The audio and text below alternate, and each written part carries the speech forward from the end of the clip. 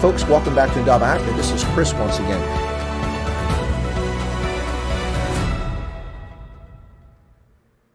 Welcome back, ladies and gentlemen, wherever you find yourselves around the world, to Chris Wyatt Reports here on the Indaba Broadcasting Network. This is Chris in Central Pennsylvania.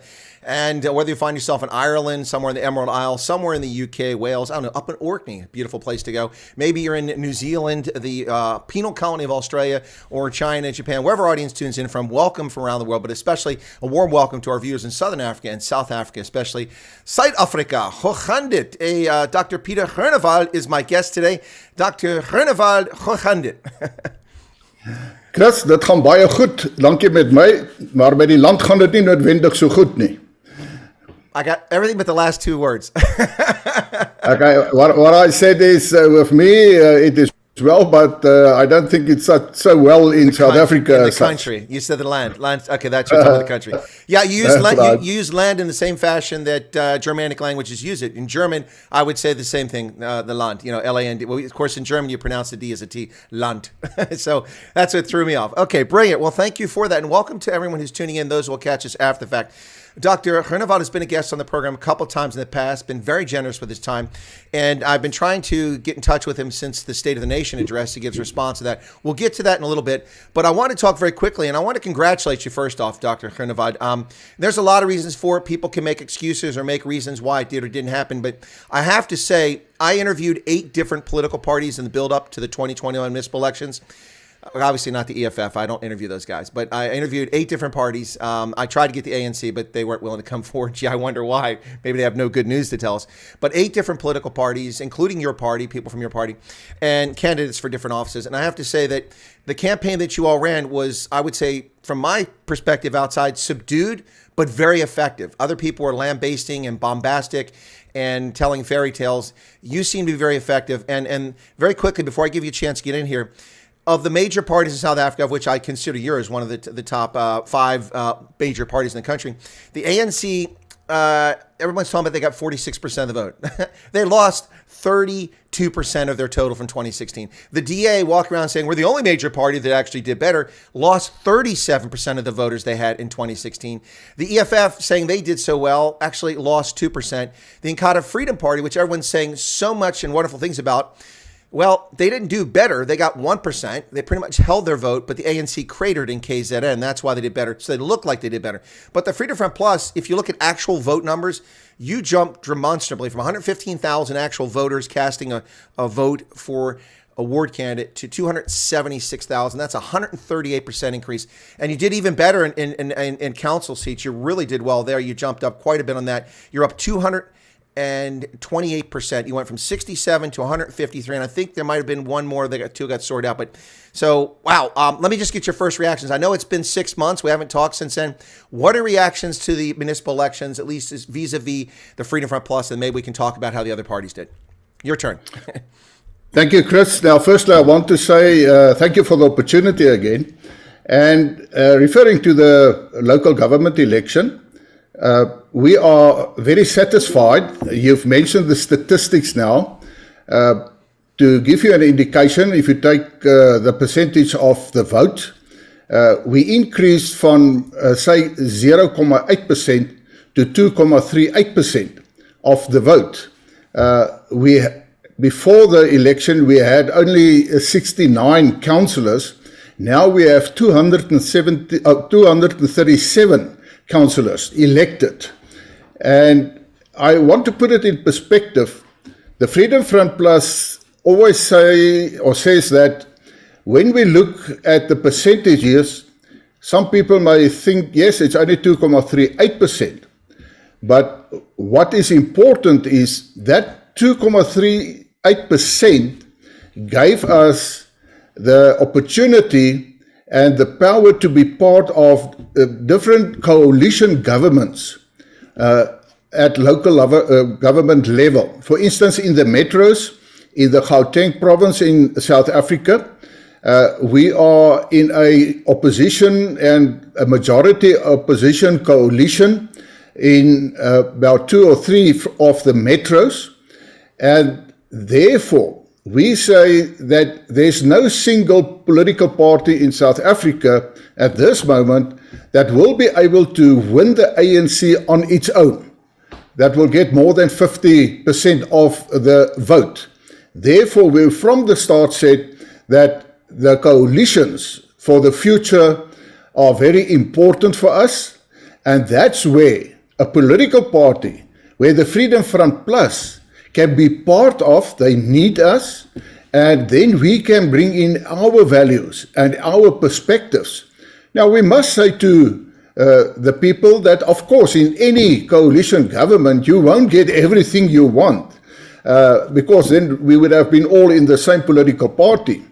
But I am very pleased at this moment that we are quite successful in these coalition governments. It is something new for South Africa, and specifically for the electorate, but it is proof that the ANC can be won in an election. So this is a build-up to the 2024 election, where I do believe that if all the opposition parties work hard and they get each and every voter to go and vote for them that supports them, then it is possible to get rid of the ANC as a government in South Africa. And I want to put it very clearly, in my mind, that's the only way we will be able to save South Africa. Well, if I would have a hard time, impossible time arguing with that position about how to save South Africa, that would certainly be a great step in the right direction. But one thing I should point out, we should note here, Dr. Groenewald, you're a member of Parliament, and if we're honest, there are exciting times in Parliament, but a lot of stuff, parliamentary procedure and bills, is like sleep-inducing. It's not very exciting stuff a lot of times. Imagine at the local level. The reason I mention that is that, with the exception of poaching a dynamic leader from business or from academia or from the military who just comes on the scene and can lead and be someone to help make good decisions, make good policy, that's rare. Most people who are in politics tend to have some experience in it. And in the past 3 decades, many people from opposition parties have been crowded out of that space. It all started in the 1990s when the ANC redesigned all the metropolitan areas, the municipalities, and reduced the number of municipalities. So essentially what they did is they absorbed little towns, and then places where minority populations of Tswana or Afrikaners or others could actually elect their own people and be the mayor and be on the council. They were swamped by massive population in places like Johannesburg or now what is Tshwane. And so you lost all those council seats, all those mayor positions. And most of these opposition parties had very few chances to grow people with political experience who knew how to introduce bills, how to do parliamentary procedure, how government works, and how it's supposed to work. But now, with your party having done so well, you've got over 230 members sitting on city councils, municipal councils around the country, getting an opportunity to get some experience. I'm going to guess there's a fair number of younger people that are in your party that are in those positions. If I'm wrong, you can correct me. And so this is a chance for people to build those skills and understand that. And if they decide they want to stay in politics, they can. If they've had enough, they want to go back to private sector, there's nothing wrong with that. But I think that this is an important development because the ANC has had most of those municipality seats for decades, with the exception of the DA and a few sprinklings here and there. Now you've got a significant block. Do you think that will make a difference in learning how to govern South Africa? For sure, it will make a difference. And as you've mentioned, and if we look at the councillors of the Freedom Front Plus, you're quite right. It's more younger people that became councillors. And my view is always that to become a politician in South Africa, it's good to start on local government level, so that you can see what happens on the lowest level of government. The ground floor. How's that? Exactly, on the ground floor, so that when you become a member of parliament, then you know what is going on ground level, if I put it that way. So in that sense, yes. Further to your question is that I think that the ANC actually got quite a shock, because there was quite a, panic amongst the ANC. They didn't think that it will happen. And for instance, if we take the Freedom Front Plus, for the first time in a general local government election, we won 8 wards. Now, we must also remember that in South Africa, on local government level, we have a mixed electoral system. That actually means you have wards and you have proportional representation. But according to the Constitution, Section 46, the general outcome must always be a proportional outcome.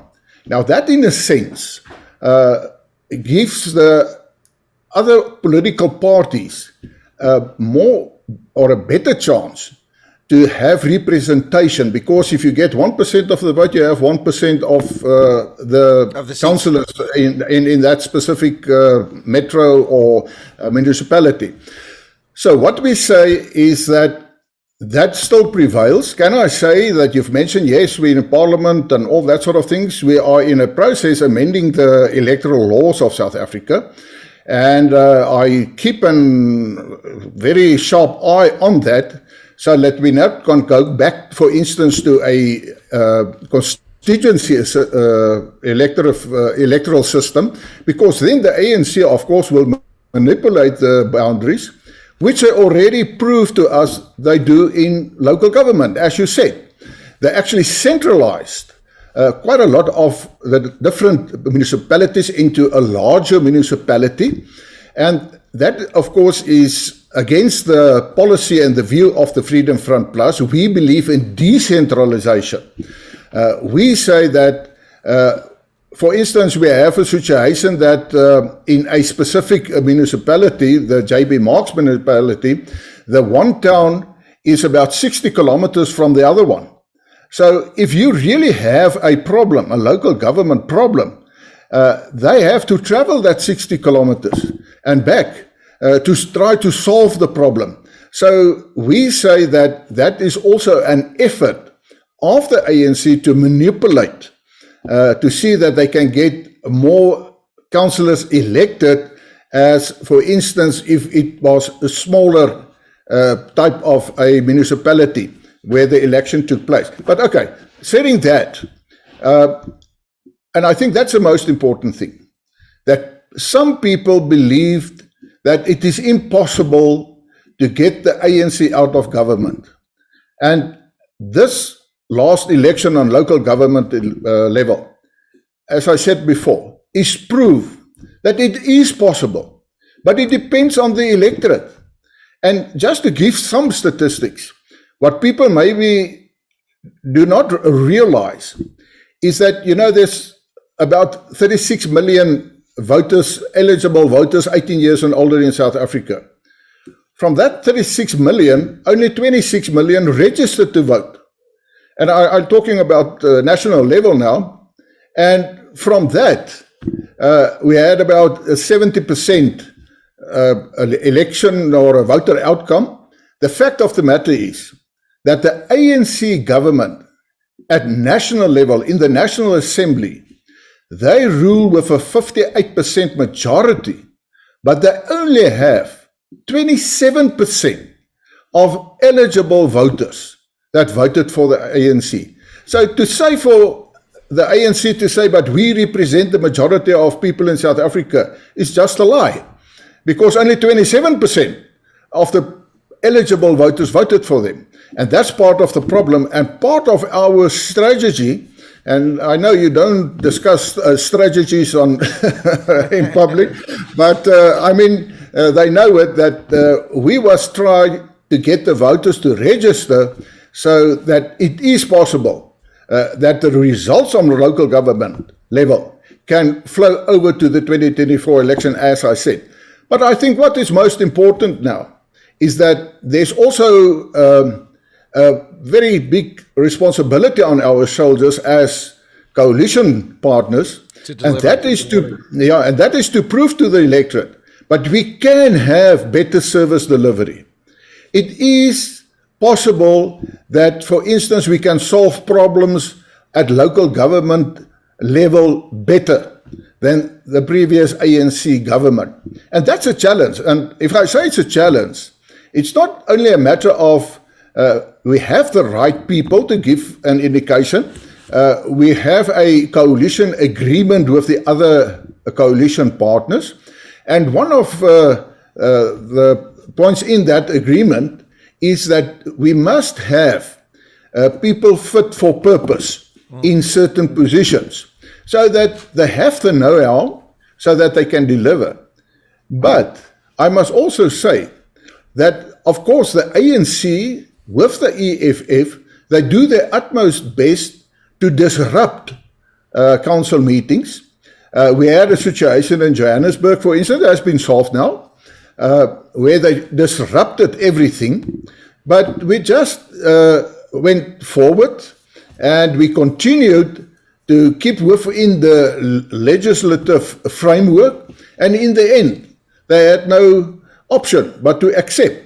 But what is important, and I said that to the president said at one stage that we must respect the Constitution, we must respect the law. And then I said, well, if you say that, why then do you allow your ANC councillors to disrupt council meetings? Because that is unconstitutional. That is disrupting democracy in South Africa. So we learned quite a lot of lessons from these coalitions. But what I want to say, if we can go back to local government elections and level, I also do believe that the people already starts to see that there is improvement, but the decay on local government level is of such nature that it is impossible to just correct everything, say, in a few months. It will take a couple of years to correct that situation. But for instance, we had on our elective posters, we had the words "stop the decay." And that's exactly what is happening now. Because you first have to stop the decay, and then you have to start to turn around the decay. And that is the position where we are now on those specific metros and local municipalities where we are in a opposition coalition government. The challenge, of course, I'll get to the second, but the challenge, of course, is the different competencies and how national competencies affect local service delivery, like electricity and law enforcement. I'll get to the second, though, but to go back to your previous point, Dr. Groenewald, you mentioned 36 million. The number I'm working off of is 39 million, but we could quibble about numbers of eligible voters, but it's a lot of people who are eligible to vote in South Africa. Based on the 39 million figure, I reported this when the results came out in November. The ANC got 13% of the eligible voters voting for them. 13%. When you look at the eligible voters, Vice, the only 30% who turned out for this election, and they were about, well, they got 46%. No, they didn't. They got 13% of the eligible voters. It's barely over 1 out of 10 South Africans. Last time I checked, about 8 out of 10 South Africans were black majority South Africans. So, wow, that's a lot of black folks that didn't vote for the ANC. When people talk about people will always vote for the ANC, I think the proof in the pudding is right there. And it's really, let me just offer this. Now, I'm not going to pick another party, but just give you a what if, a counterfactual. Your party did very well. The IFP did well because they held their vote. They didn't lose any votes. And so I'd say that's success for them. They've also gained a lot of municipal seats, and they've gained control of councils in KwaZulu-Natal. So bravo to the IFP. Hopefully they govern well. But if the DA had just maintained its 4,004,000 votes instead of cratering to 2.5 million votes in this election, imagine what governance would look like in South Africa today. They would have lost 5 or 6 municipalities in Western Cape. They wouldn't have had the ANC controlling most of Northern Cape. It would have been a very different situation if they had only maintained their vote and brought the people out who voted for them in 2016. They would have changed everything now. We wouldn't have had to wait till 2024. You would have seen coalitions with the DA, and I would expect Freedom Front Plus and probably Action SA and others, UDM, working together for the benefit of everybody. And the ANC, instead of controlling 122 municipalities, which is what they still control, at least that's from the election. It's been back and forth since then, but they had 122 at the end of the election. They would be like 60 or 80 municipalities if only the DA had continued to hold on to people did. That counterfactual, I think, is really interesting. Your party did very well, so we can't lay any blame at your feet because you gained a lot of votes. But they cratered. They lost 37% of their votes.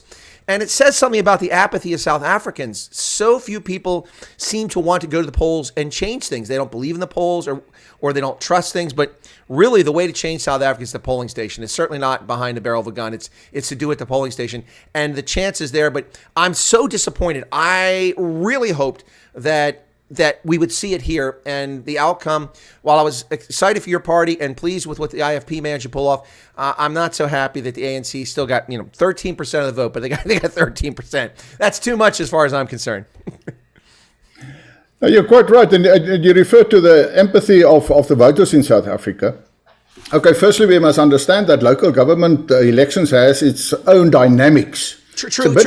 I'm sorry, and I should be fair. In the U.S., our figures for municipal elections aren't any better. That's globally. In democratic societies, it tends to be 30, maybe 40% max that show up. That's what typically happens. Yep. Yeah, we agree to that. But I think we must also understand, and I always say to people, we're in Africa, and you have to understand Africa. And what is interesting about Africa when it comes to votes, the moment the governing party, whose support is mainly black voters, and those voters are disappointed in their political party, it is not that they go to an opposition party to vote for an opposition party. They just don't vote. Can go check, you can go and check all over Africa. They just abstain. They just don't go and vote. Now, I always say that is also an opportunity we must use, because then we must ensure that our supporters, that they go and vote. But the problem in South Africa is, I always say to people, they come to me and they say, but I'm finished with politics. I don't like politics and I don't want to do anything with politics. I've left politics. Now, I always say to them, well, I've got bad news for you, because you may left politics, but politics never leave you. Exactly. Because it's politics that determine whether you have a pothole in your street, or whether the street lights are burning or not. That's politics. And therefore, we have to sort of do our utmost best for the electorate and the opposition electorate to realize, but a change is to the benefit of themselves. You've mentioned other political parties. You referred to the DA. I think the DA has reached its ceiling in a certain sense. It's becoming a regional party in the Western Cape. That is what it is. There are other role players, like, for instance, Action SA. And it will be interesting to see whether Action SA will be able to get the voters away from the ANC to vote for them. And I always say that you must focus on those, segment of electorate you want to vote for you. And I say they're in the best position to focus on the electorate or the supporters of the ANC to take them away from the ANC, because that's what we need. The Freedom Front Plus, yes, we have our voters. We have quite a lot of support, and it is growing amongst the brown people in South Africa. In fact, we elected quite a number of brown councillors in the last election. So there's a new sort of wave start coming forward and start to develop when it comes to other people like brown people and other minority group people voting for the Freedom Front Plus, and even black people. You will be surprised, but I receive calls from the center of Soweto, for instance. And then they say, listen, we want to join and we want to start a branch and that sort of things. So I think the people, the electorate, they are getting, if I can use the term, they are ripe to make a change. And sometimes, it's when somebody, if they have to swim for the first time, they sort of hesitate to get into the water. They need a little push. And I think it's with the supporters of the ANC, they are hesitate or there's a hesitating in them to jump to another political party, but they just need that little push, and I think it is possible. Well, folks, you're listening to Chris Wyatt Reports. This is Dr. Pieter Groenewald, leader of the Freedom Front Plus, an opposition party in South Africa, member of parliament there, and a leader of the party. And he's back with us again today. We're talking about the municipal elections 2021, plus service delivery and the political machinations going on in South Africa. Much more to come in this. But Dr. Groenewald, when you say you'd be surprised, I know you were saying in the generic sense, but I'm not in the least bit surprised that black South Africans would turn to a party like the Freedom Front Plus. Let me explain why my position is, and you can correct me on what I get wrong. So, but I'm usually not wrong.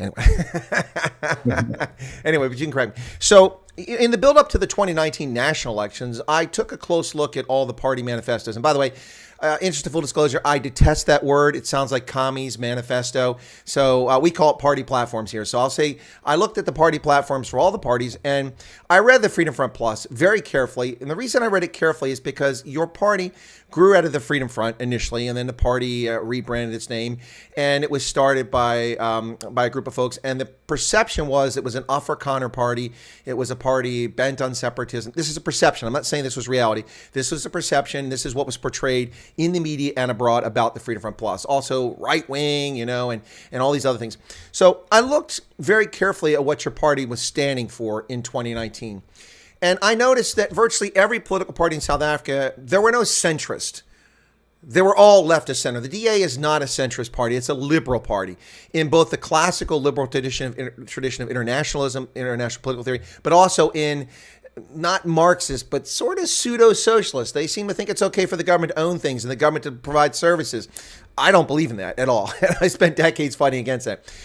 But your party, far from being a far-right party, which is portrayed as, seemed to be much more, it's right of center, let's be fair, but it's much more towards the center than any party in South Africa that I came across that actually stood for the election in 2019 and since then. And the reason I say that is that I read your party platform, and you're talking about family and faith and responsible government and small government. And these are things that anybody should be able to get behind.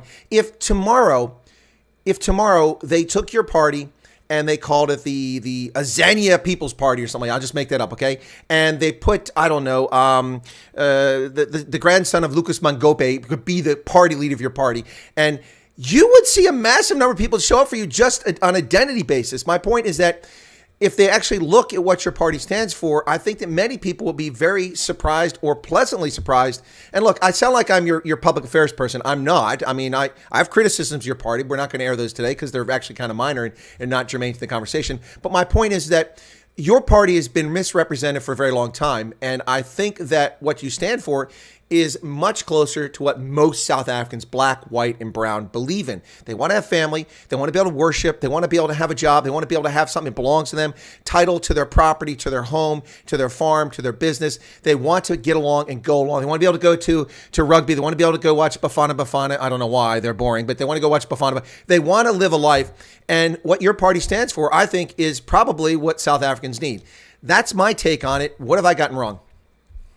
No, you're not wrong, Chris. In fact, if we listen to political analysts in South Africa and experts, they now refer to the Freedom Front Plus as a center conservative. Okay, that's what I would call your party. That's what I would call your That's party. exactly. We're center conservative. Our values. But I've been calling you that for a long time. I didn't just arrive at that conclusion. That's right. And I think that view is more and more people understand what it means, because you're quite right. We were seen as this far-right political party. You said Afrikaners, they only saw us as a white party and everything like that. That has changed. I do not apologize for it. I mean, yes, the majority of our supporters are still Afrikaners. That is true. But now that the electors start understanding the values of the Freedom Front Plus, now they're joining the Freedom Front Plus. As you referred to 2019, and I always use the example of Mr. Pieter Marais, a colored or a brown person. They prefer to refer to as brown people. I mean, he was a former premier of the Western Cape with the Democratic Alliance. And he said he joined us because, firstly, of our Christian values. that was his main reason. And I think people also start to realize that we don't want to go back to apartheid. Nobody wants to go back to apartheid. And I always say to people, we must stop fighting for a better past. We must stop doing that. We must now start fighting for a better future. And then we say, and I always say the golden thread in the whole policy of the Freedom Front Plus is that merit must be the criteria and we must be fair and just. That is the golden thread in our policy. And I think what also happens now is that the people are realizing that, yes, if I, on merit, can reach and get into a specific position, I will be able to do so. It is not that I'm there because I'm black or white or brown or whatever the case may be. And I think that makes a difference. And we stick to those values. And of course, we are also a political party who speaks on behalf, specifically on minority groups in South Africa. Those are the groups they are discriminating against. Just to give you an example, and I can't remember whether I've referred to it in the previous one, let's take the Indian people in South Africa. You know, in the municipality or the metro of eThekwini, that's now Durban. In Durban, the council had a auction of their vehicles to the public, damaged vehicles and everything. And they went so far to put an advertisement in a newspaper saying that this is the date of the auction and everything, but no whites, brown, or Indian people are allowed to tender. They are openly discriminating against minority groups. And I've raised this in a speech to the president. And I think what is happening that the people are now seeing that the Freedom Front Plus is not in Parliament just to be there, but we also stand up and we speak on behalf of those minority groups. We speak against injustices that is taking place in South Africa. Let's take black economic empowerment, for instance, and affirmative action. We are paying a dear price in South Africa at this moment because of those two matters. I mean, if you look at black economic empowerment, the core of, can I say, with all the COVID-19 funds and everything and the Zondo Commission, it is now coming forward to say, but the core and the basis of that is black economic empowerment and affirmative action. Why? And that's what I said numerous times in Parliament. The black economic empowerment is only for the black elite that is connected to the correct politicians. And affirmative action is also only a smokescreen to put people in certain very strategic positions to ensure that corruption can take place. And it has now been proved with the Zondo Commission, with the reports being publicized, open to the public. So we were steadfastly from the start, from the Freedom Front Plus, we said that that is going to be the result. And now we are proven correctly. And I think that also plays quite a role to the electorate to say, well, yes, it's true. We must get competent people, doesn't matter black, white, brown, Indian, or doesn't matter, to do the job. South Africa has enormous potential. And we say get the best people to do the job, because then we will become prosperous again. Well, absolutely. There's so much to go with there, but let me take off on one of those tangents. I want to come back before we get too far away from it. We won't do it this moment, but I want to talk about where are you meeting at now, since they don't bother to guard the Parliament building and it gets torched, but we'll get back to that. But you talk about broad-based black economic empowerment. I mean, it is the very definition of racism, giving someone advantage and disadvantaging someone else based merely on the pigmentation of their skin.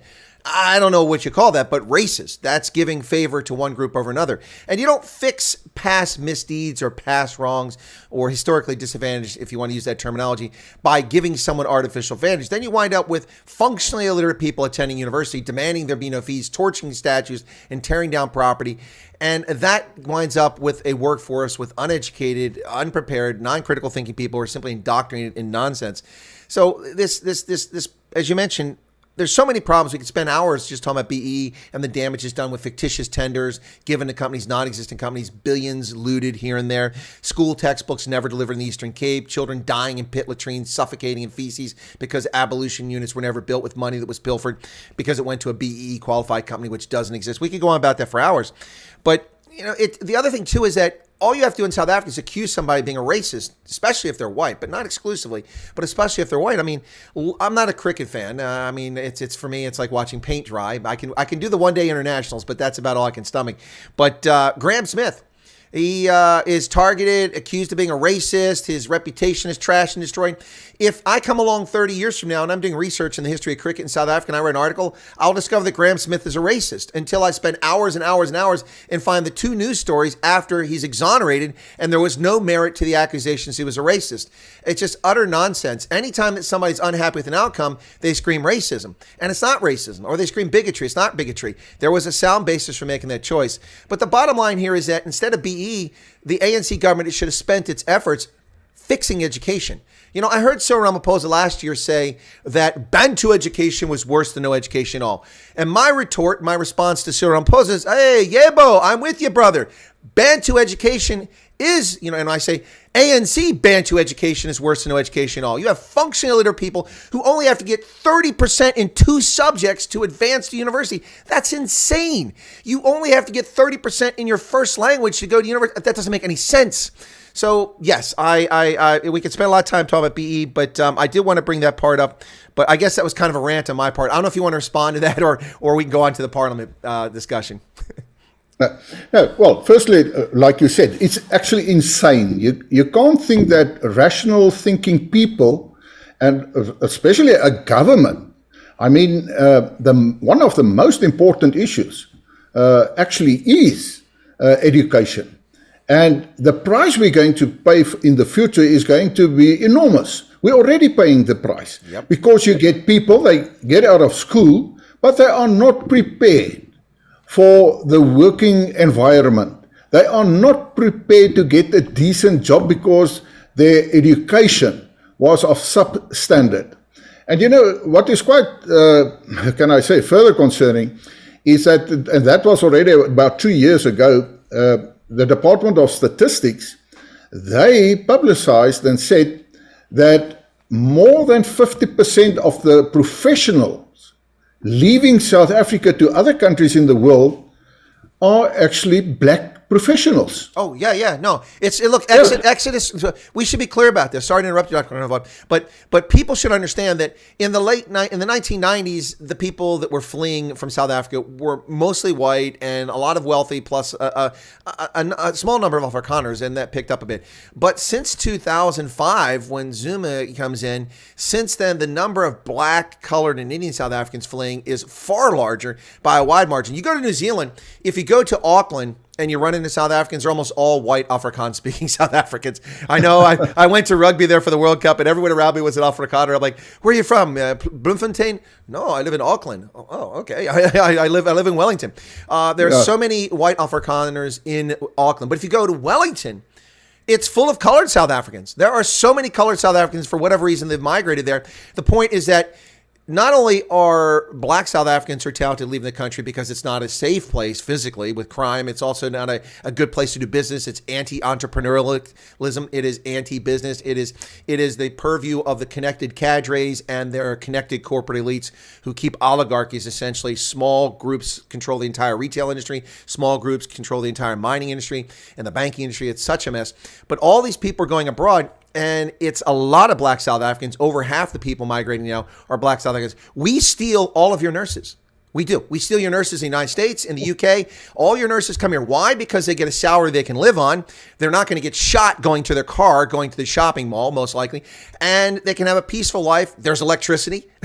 The robots work. And they can raise a family. And also a slight difference for the medical field is that here, in our medical, I can't speak for the UK as well, but here in the US, nurses are much more empowered to make decisions and do things than they are in most of Africa and in South Africa. So if you're a nurse that's well trained and you're in demand, and US wants to pay you $75,000 a year, not 75,000 Rand, to come work in Chicago, or not, Chicago's a bad choice, let's say Harrisburg. Come work in Harrisburg and you get to make decisions, and then you tell a doctor what you think and they listen to you. Why wouldn't you come? And we are pillaging South Africa of all its talent, the rest of us. And we're guilty, I'll admit up front, but thank you for your nurses and your doctors, Dr. Groenewald. You're quite right. And I mean, as you said, I think it will be interesting to make a study to see those, specifically the black professionals leaving South Africa. I think the majority, and I don't have the scientific statistics, were actually when they were at school, that they went to private schools, not the general government public schools. So yes, but coming back to, as you referred to, racism, it is true. In South Africa, and I found it many times amongst specifically politicians, black politicians, in their mind, only white people can be racists. They say it openly. And then I said to them, well, you've got it wrong. I know of incidents where blacks were racist in certain actions they took and everything, and words they have said and everything, but they believe it's only white people. But in Parliament, as I always do, is I put the facts on the table. And I don't care whether they think it is racism or not. The fact of the matter, the results are there to prove them actually wrong. And to give you an example, at this moment, while we're speaking, we have, as far as Eskom is concerned, that we have load shedding. Now, it cost me quite a lot of money to have a solar system. That's why we can still talk. So I still have electricity. But you know, if you go and look at Eskom, and I've also questioned in Parliament, that was about 2008, 2009, when they started with load shedding. I've asked the minister how many white, and I specifically asked white, professional engineers and certain, can I say, positions in Eskom, essential positions. How many white people left Eskom because of affirmative action? And at that stage, the minister's answer was already that 400 engineers, white engineers, left Eskom. Now, firstly, and then I explained to them, well, it seems you don't understand. It is not racism that we want to keep the people there. In any normal, can I say, rational approach to any business, you have people there. They have years of experience. It's no use to say, well, here I've got a black engineer and I put it immediately in the same position of a white engineer, but that white engineer had 15 or 20 years experience. They don't understand that. And that's why we're in the mess what we are. And that's why we say that it appears. And I mean, even if you go to the President Ramaphosa, for the first time, in his State of the Nation address, he started to say that, well, government cannot create jobs. It is the private sector that must create jobs. Now, quite a lot of people got very excited about it. Yes, there's some realism with the president. In my response, I said, well, I see it in a certain sense as blame shifting, because the government now is the accused number one, besides the fact that it is accused number one when it comes to corruption, and that the president said himself, but the ANC government is becoming, or is the accused number one for the fact that there are so many people unemployed in South Africa. And what happened, for instance, on yesterday at the stadium, Ramaphosa, the president, could not deliver its Workers' Day address in Rustenburg because the people actually shut him down and he had to leave. He had to flee. He had to flee. Well, okay. As you say, he had to flee. Now, what does that say to you? I mean, they come forward, they always said, but we are there for the workers, the poorest of the poor.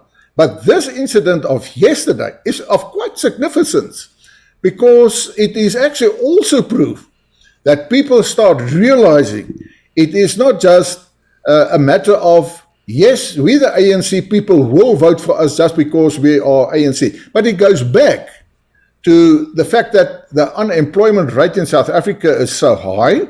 I mean, if you look at the age group 24 or 18 to 28, it is already 60%. I mean, it's young people. They just finished with school, and we've referred to that just before. And I think it is an injustice to those people. In this sense, they're going through school, they get a matric certification, and they think they are prepared. And some of them work very hard, and they have 8 to 9 distinctions. Okay, they can continue. But the moment you have a matric certificate, normally you think, wow, the world is open for me. I can decide, I can go further studies or whatever it may be, but it's a good qualification. And then it does not happen. In fact, what is happening is that people don't get jobs. And that is the downfall in South Africa. And yes, of course, we said to President Ramaphosa many times, the government cannot create jobs. It is a private sector. I've said what I said about it. It was blame shifting. Yep. And this weekend, it now came forward that some senior high officials in the ANC, that they now admit that was but just to say that they want the white, and specifically the so-called white monopoly, which is a farce in any way, but they want the private sector to try to get it involved. So in the end that they will be able to say, but we created the jobs. Well, but, you know, I watched the State of the Nation address, and I had a hard time not wetting my shorts because it was just comical. He said that in the speech, and then 5 minutes later he said, and we're creating this program which will create this many jobs, government program. He listed half a dozen government programs to create government jobs. You're not creating anything. You're simply taking from the taxpayer and burdening with people with a service you're not providing. No, it's so far as the Royal Bafokeng thing, when President Ramaphosa spoke on May Day on the 1st in near Rustenburg there. I've actually been to that stadium. I went there for the FIFA World Cup because I was living in Botswana at the time. USA played Ghana and we lost. Anyway, but I went to that game. That's a beautiful stadium. They've used their platinum money well for at least for a stadium. I don't know about services for the Bafokeng people, but anyway, my take on that is that first off, wow, that stadium holds 40 or 50,000 people. I count about 633 people max in front of the stage. That's the first thing. That's all you can draw. Look, watching Ramaphosa draw a crowd is like watching Joe Biden draw a crowd. Neither one of them can draw flies. You know, Donald Trump shows up in the middle of nowhere in Western Pennsylvania. It has a county that has a population of 35,000 and 60,000 people show up at his rally. That is not a Cyril Ramaphosa rally. This guy is not popular. He's never been popular since the day he won leadership of the party. I've told people that. You could see it in his appointment in the cabinet, all these criminals and these radical economic transformation ministers from the Zuma era who stayed in government. He didn't push them aside because he was too weak to do it. It would have led to a backlash, and I don't see him lasting this year. I think they're going to vote him out this December. We'll see. But, you know, as far as competencies, let me go back to that before we run out of time, Dr. Groenewald, and that's, you know, one of the challenges here, and this is, we'll get to something where we're not just complaining, but talk about something concrete here, is that many items are competencies at various levels. So, for instance, a few years ago, the climate zealots were freaking out, climate change, look at Cape Town, day zero, it's out of water. To which at the time I pointed out and said, now I wasn't on YouTube, I was still active serving intelligence officer in the Army, so I couldn't do this, but which I said to people privately and I wrote about. I said to people, I said, well, you know, perhaps it has less to do with climate change, although it is a drought. It is unusual. It's not biblical proportion drought. It is unusual. This isn't the first time. But perhaps if one considered that there are 5 times as many people drawing on the same water sources today as there were a century ago in Cape Town, number one. Number two, there's no brown water reuse policy for the city of Cape Town. They don't recycle wastewater and use it to water lawns versus drinking water and treating that, which really has a big impact on saving water resources. Also, the pipes are dilapidated. 35% of the water is lost through leaks in the pipes. You have in the townships in Cape Flats where people have public taps. The guys who clean their car, I'm not criticizing, they make a couple rand by cleaning people's cars, but they take their buck, they fill, they leave a spigot running. It runs 24 hours a day. All of that, those are all reasons why Cape Town had no water. It wasn't simply that there was no rain. Now, the problem with this is that, and this is where I lay the blame, that is a national party failure at the municipal, provincial, and national level before 94, because this should have been addressed then. It is an ANC because they briefly led the Western Cape in a coalition, an ANC municipal and provincial responsibility, and it is a DA provincial and municipal responsibility, as well as the ANC. So right now you need the ANC to cooperate with at the national level and the government with the provincial government under the DA and with the municipal government. And it just doesn't happen. That's one of those competencies that requires national legislation, national action, resources, local and provincial. All of it must work together. But this is one of the examples. We could go to law enforcement because SAPS is national, but you have some metros like Joburg and Schwana that have their own police departments. But policing and law enforcement is another issue that has to be addressed here. And so you can have municipal counselors for the Freedom Front Plus working, say, in, let's go with Rustenburg. Say you've got someone in Rustenburg. And they can be on the council, but there are things that council has to rely on from Northwest Province and things have to rely on from the national government, including budgets and some resources. So what you can accomplish with service delivery at the municipal level may be directly impacted by what the province and the national government in particular are providing or not providing to you. And I think that people who don't understand politics should understand that. So before you start blaming local officials, understand the problem fully. So for instance, if your power goes out in Rustenburg, your power is out now, you're relying on solar power. So your power is out, you're angry at ESCOM, but ESCOM isn't owned by the municipality. It isn't owned by the province. It's owned by the national government. And instead of taking this company and breaking into viable regional entities and then opening the market up to independent power producers, they've kept this and now they want to break it into distribution and power. It's a mess. Anyway, my point of this is that these varying levels of competencies bear on what people can and can't do. And we just saw it in KZN with the floods and the total disaster there. Nobody's in charge. Nobody knows what's going on. As a consequence, people are suffering. That was a long conversation, and I was speaking at 1,000 miles an hour. But anyway, it's your turn, Dr. Groenewald.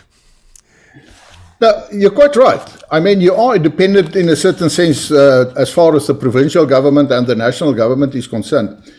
But you need a comprehensive plan. You've used the example, for instance, say we are in charge or in government in the Rustenburg municipality. The thing is, and that's why, and I come back to what we said, stop the decay. That's the first thing you have to do. Now, you will be surprised to see what change there can be if you put competent, qualified people in certain positions. You know, at this moment, about 46% of local governments in South Africa do not have a qualified engineer in service. And you get to a stage, unfortunately, where when there is a position that real qualified engineers, they don't want to apply for that because they know they won't be able to make a quick turnaround, and then the government will blame them. And if it is whites, they will say it's because of racism, they do it on purpose. It sounds very harsh to say that, but that is the reality in South Africa. But to give you an example, in the Free State at this moment, according to the Auditor General's report, there was a 507 billion rand underspending on the budget which province gives to municipalities, an underspending of 507 billion. But and that is for infrastructure, development, and all that sort of issues. But when they looked at the salary budget, there was actually a 708 billion overspending. And that's one example, 507 billion underspending for infrastructure, and which is actually service delivery. But why do we have that underspending? That's only in Free State. That's one province. If you go and look at other provinces, you will get a similar situation. It is because the money is there. So referring to you say, yes, you're dependent on a provincial level as well, specifically when it comes to the finances. But then if you have competent people who can use that money, you're going to improve. And I mean, these people, with great respect, and it's linked to everything. It's again linked to affirmative action and everything. We know that you have civil servants in certain municipalities. They just come in the morning, they clock in to be at present, and they leave immediately, the 4 o'clock or what time they come in, and they just clock out. You will have to do that. You see, the other main problem in local government in South Africa is that before 1994, and I can say this and because I was a mayor of a city council, the civil servants were qualified people who could do the job, and you as mayor did not have the powers to interfere with their job and what they are doing. Yes, you make the policy, and you can say certain steps must be taken. And then, I mean, by law, you were not allowed to interfere with that. It was at that stage, these days it's a municipal manager. He or she must be qualified and ensure that that happens as far as the decision of the council is concerned. But then the ANC changed the system. They've got an executive mayor system. There's also a committee system, but let's focus on the executive mayor system. Now suddenly, the executive mayor with its mayoral members or committee, now they go and they want to tell people how to do the job, but they are not qualified. I mean, with great respect, you get people, they were a politician, some of them had very low qualifications, not even matric. Not that I say that that is essential, but at least it says something. They don't know anything about local government. Then they become a mayor. And now they want to tell the engineer what he or she must do. And that's part of the problem. And therefore, coming back to your to your question, especially the dependency on national and provincial government, the dependency there is actually finances. But you as a council must ensure that your civil servants are qualified, that they are experts, that they can do the job. Then you can use that money. And then I do believe that the influence from national and provincial will not be so severe. If you spend your money well and you get the results, you always have a good case to put forward. You've mentioned the drought in Cape Town. Yes. And I think that's part of the problem in South Africa, that people, they always will tell you that South Africa is not, for instance, an agricultural friendly country. In fact, we have severe droughts. We are not, we don't have, can I say, much water in South Africa. We have only 2 main rivers. And that's what we have. But what happened now is that at this moment in the Eastern Cape, we have severe drought. Some of the dams are dry. And then, of course, not far away from there, we had the floods in KZN. But again, when it comes to disasters, I mean, and I said it last week in Parliament with the President's debate, I said, the biggest disaster for South Africa is the fact that the ANC is the government. And the fact is that, let's look at the KZN floods, which was all over the world. I mean, it's not only climate change that caused the disaster, it was also a man-made disaster in this sense that because of the lack of expertise on local government level, they allowed the people to build below the flood lines. I mean, there are flood lines on all those rivers. KwaZulu-Natal is not exceptional when it comes to floods. It's actually quite common in KZN that you have floods. I mean, we had one in 2017, a severe flood. We had in 2019, we had a severe flood. And for instance, the Chamber for Commerce and Industries in Durban municipality, in 2019, they've requested the council, please look and attend to the problems of drainage and all that sort of things, because it's going to create a disaster in the future. And that's exactly what happened. So, coming back, we can solve these problems, but it's a long, I can always say, it's a long walk to freedom, to use Mandela's book. We have a second long walk to freedom in South Africa again, but it is possible. Besides, say for instance, the limitations as far as national and provincial is concerned, that you can make a success of local government in South Africa on the issues which I've mentioned to you. Well, folks, we're going to run out of time here in a moment. There are a couple points I want to get to a response to what Dr. Groenewald just said, and also a final question here. We'll put him a little bit on the spot. Not really, but I'm going to apologize to my audience, and I'm going to suggest I'm going to reach out to the Freedom Front Plus and Dr. Groenewald and ask if maybe a few months or maybe even sooner down the road, they'd be willing to come on, maybe a couple folks, I don't know, himself, maybe Corné Mulder, Pieter Murray, other folks maybe come on and have kind of like a round table and take questions from the audience if they're up for that. I'm not going to put them on the spot. You don't have to answer that now, but because I normally, Dr. Groenewald, bring in a lot of comments from the audience, but there wasn't a lot of time for that today. So the two things I want to wrap up here with, one is the response to what you just said, and I'm sure you're going to agree with this, but the whole thing about the resources, we see incompetence and ineptitude in so many municipalities and also provincial level. Northwest Province is essentially under receivership. It's being governed by the national government now. And we just found out that of the 57 billion rand that was sent there, 17 billion wasn't spent.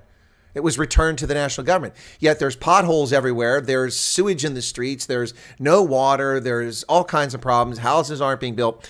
And then this is the most egregious of all of them. Listening to the president talk about caring and we hear you and this, that, and the other, while he walks around with his $10,000 business suits on and his $400 million fortune handed to him by getting equity stakes because he was a connected cadre. And by the way, how much money has he given to the Solidarity Fund? You don't have to answer that question because I don't think anyone can. I think it's 0 rand. I'm just saying. Meanwhile, the EFF dances outside Johan Rupert's house about white monopoly capital when most of Johan Rupert's wealth is a consequence of Richemont Holdings, which is an international luxury goods manufacturer, has nothing to do with South Africa. And by the way, in the interest of full disclosure, I'm a small shareholder in Richemont. I wish I was as big as Johan Rupert, but I'm not. But anyway, small share in that. But the Eastern Cape, this is particularly egregious. In the midst of this lockdown, which I consider to be immoral and certainly, in my view, unconstitutional, this perpetual 25-month extension of it wasn't intended for that. We see that the Department of Social something there in the Eastern Cape, which was responsible for dispersing funds to hungry people, hungry families, there was money for it, 62 million rand was returned to the national parliament because they didn't spend it. And then we find out that 15 infants and toddlers starved to death and died of malnutrition. And another 1,500 children in the Nelson Mandela Bay, the Port Elizabeth Metro, are suffering acute malnutrition, and they're unable to hand this money off to people. This is unconscionable. It's absolutely unconscionable what's going on there. This is just complete and utter failure. When the ANC took over in the 1990s, I said one of the concerns people should have about the ANC is that they have some very talented technocrats who understand how to do things because they were abroad. They went to Oxford, Yale, Harvard. They got great educations. They know how to run things. They've been involved in things. So, but that's only one or two deep.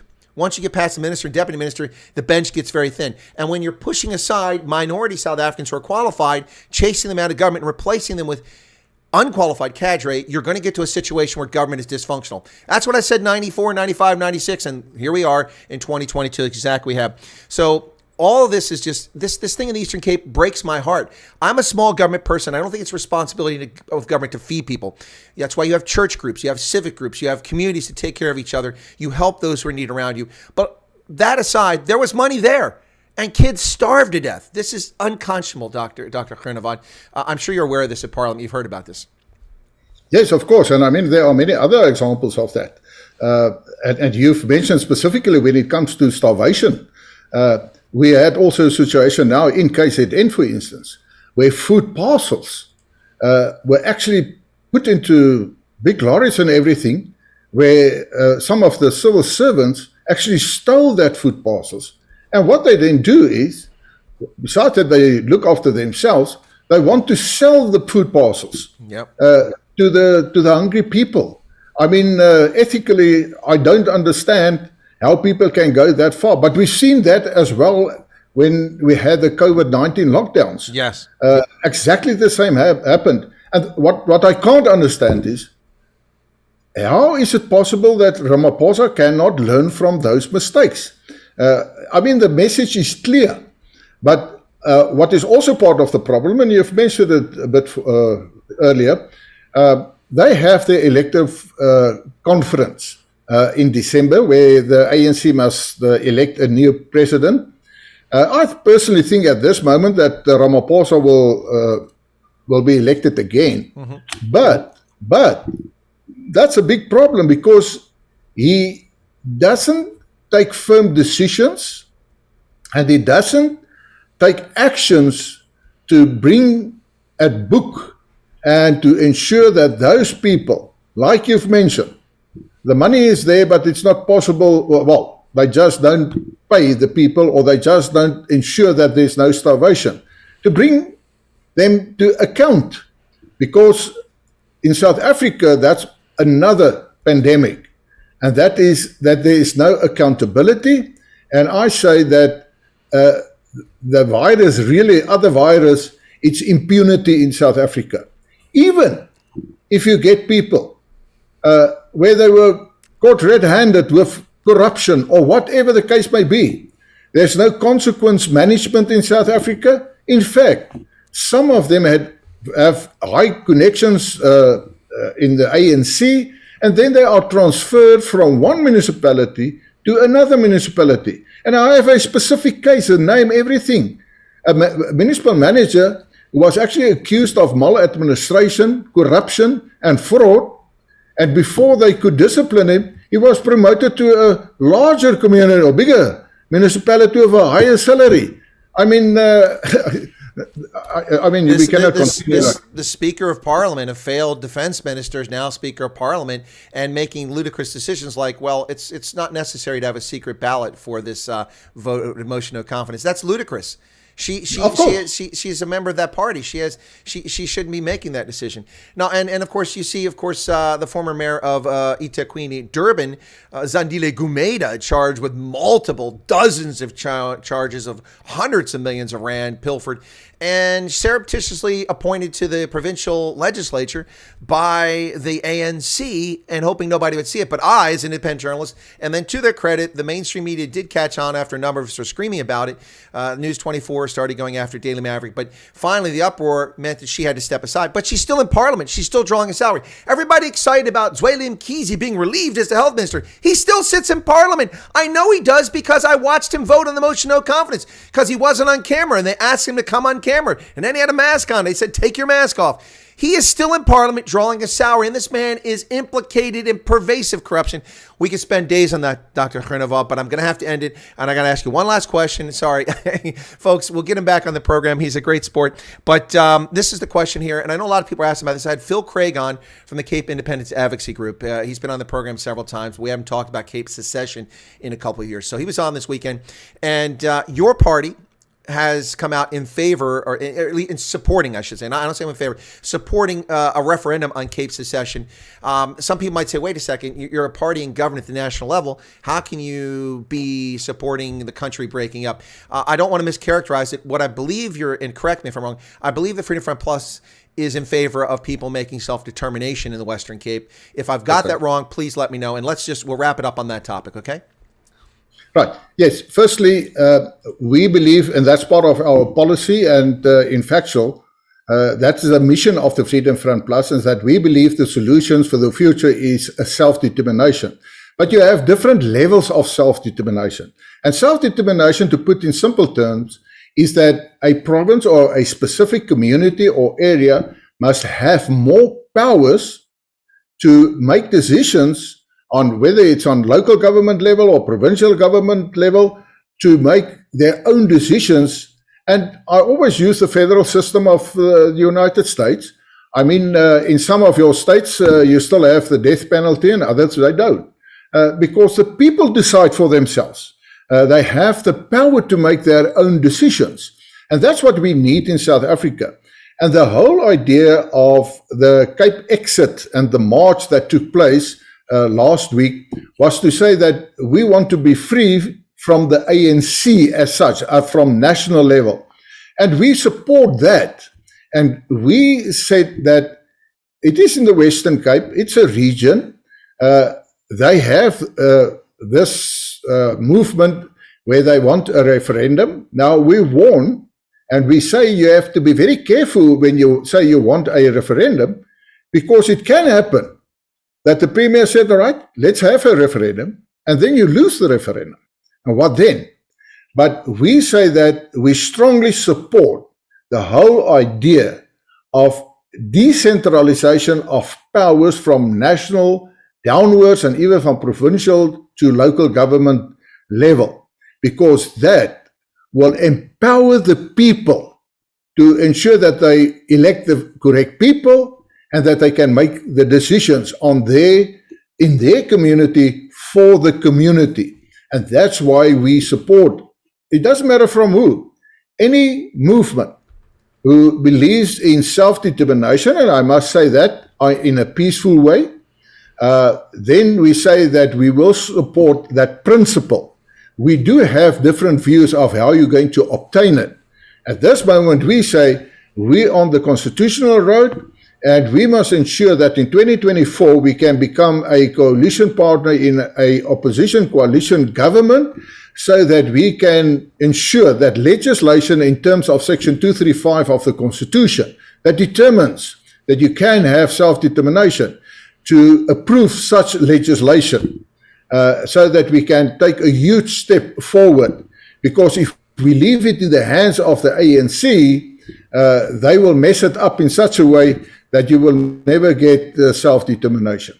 100%. Dr. Groenewald, my intent at the moment is to be in South Africa in August and September. We got the Cape Town, the Sevens World Cup. I will be there, but I intend to be around. Hopefully we could meet for a coffee while I'm in town, if possible. That'd be great. But in the meantime, I'll reach out to your staff again and try to get you on again sometime in the near future, and maybe take questions from the audience if you're amenable to that. But anyway, bye-bye, Donkey. I want to thank you so much for your time today. It's fantastic. It's great to hear from you.